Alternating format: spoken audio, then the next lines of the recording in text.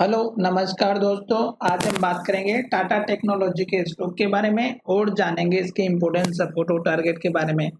साथ ही हमारा ये वीडियो आपकी एजुकेशन के लिए है। बाय सेल की मैं कोई एडवाइस नहीं दे रहा हूँ, केवल और केवल आपको टेक्निकल के बेस पे कौन से टारगेट बन सकते हैं और कौन से सपोर्ट लेवल बन सकते हैं और स्टॉक का ट्रेंड कौन सा रह सकता है उसकी हम यहाँ पर चर्चा करते हैं।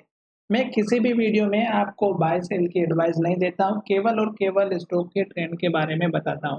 तो चलिए वीडियो की शुरुआत करते हैं। और आज हमें इस स्टॉक में एक लेवल पर जो कि 1020 का जो लेवल है वो हमारे लिए बहुत ही इम्पोर्टेंट है।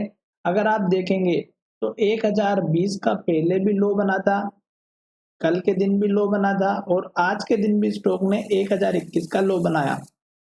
तो हमारे लिए 1020 का लेवल बहुत ही इम्पोर्टेंट है।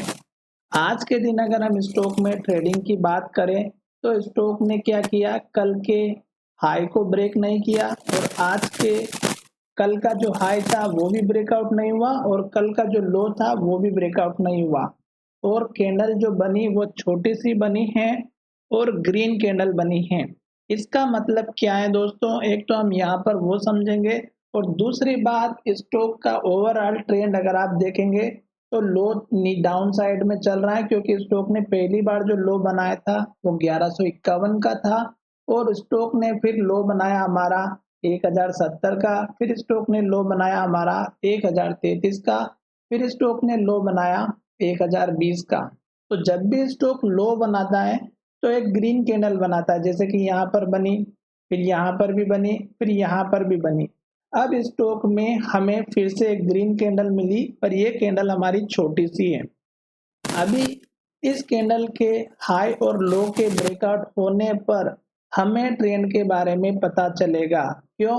क्योंकि ये कैंडल बहुत ही छोटी बनी है और इस कैंडल के बेस पर अगर आज के वॉल्यूम की बात की जाए तो स्टॉक में लगभग 9.89 लगभग मान के चलिए 10 लाख शेयर की ट्रेडिंग हुई है, जिसमें से 67% के स्टॉक की डिलीवरी ली गई है, जो एक गुड न्यूज मानी जा सकती है। पर हमें कल के दिन इस स्टॉक के ऊपर नजर इसलिए रखना है क्योंकि केवल एक डिलीवरी देख करके हमें स्टॉक में एंट्री नहीं लेना है। प्रॉपर वॉल्यूम के साथ में और प्रॉपर सपोर्ट और टारगेट के साथ में हमें एंट्री लेना है, अगर आप एक स्विंग ट्रेड करते हैं या इंट्राडे का काम करते हैं तो। अब हम यहाँ पर सबसे पहले देख लेते हैं कि स्टॉक का इम्पोर्टेंट लेवल कौन सा है। तो इम्पोर्टेंट लेवल हमारा 1020 का हो गया, जो 3 दिनों से स्टॉक एक लेवल को टेस्ट कर रहा है। ठीक है, तो 1020 के लेवल का आप एक स्टॉप लॉस लेकर के चलिएगा या फिर आप 1019 का लेकर के चलिएगा, क्योंकि 1019-18 का लेवल लेंगे तो मुझे लगता है बेटर रहेगा, क्योंकि हो सकता है कि फिर से स्टॉक हमारे उसी लेवल को टेस्ट करे और जब स्टॉक हमारे इस लेवल को अगर तोड़ता है तो गिरावट जरूर आएगी। अब टारगेट की बात करें तो ये देखिएगा, स्टॉक का ये जो लो है 1033 का है और आज के हाई की बात करते तो 1033 का है। आप समझ रहे होंगे मैं क्या कह रहा हूँ कि स्टॉक हमारा इस कैंडल का जो लो था पिछला वाला, स्टॉक अभी इसके ऊपर ही नहीं गया। अब जब तक हमारा इस लेवल का ब्रेकआउट नहीं होगा तब तक स्टॉक एक तो ऊपर नहीं जाएगा। तो 1033 का लो ये देख सकते हैं आप ऊपर के साइड में, 1033 का हमारा ये लो बना हुआ है। यहाँ पर आप हाई लो और क्लोजिंग ओपनिंग प्राइस देख सकते हैं। तो 1033 का लो था और आज के हाई की बात करें तो 1033 का था।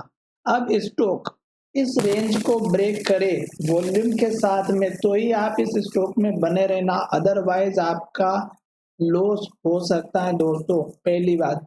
दूसरी बात, स्टॉक में स्टॉप लॉस प्रॉपर मेंटेन करके चलना है। अब स्टॉक इस लेवल को अगर ब्रेकआउट कर भी देता है तो नेक्स्ट सपोर्ट या टारगेट आपको जो रखना है वो मैं यहाँ पर बताऊंगा। अभी देखिएगा एक लो यहाँ पर बना है 1043 का, ये उसका टारगेट रखना और उसके बाद का बड़ा टारगेट रखना 1058 का और उसके बाद टारगेट रखना 1070 का। तो ये दो टारगेट आप रख सकते हैं, छोटे से टारगेट है, इससे बड़े की उम्मीद मत रखना क्योंकि स्टॉक अभी चल रहा है डाउन ट्रेंड में और स्टॉक में हमेशा लो बनते हुए आ रहा है और ये स्टॉक 3 बार लो का सपोर्ट ले चुका है।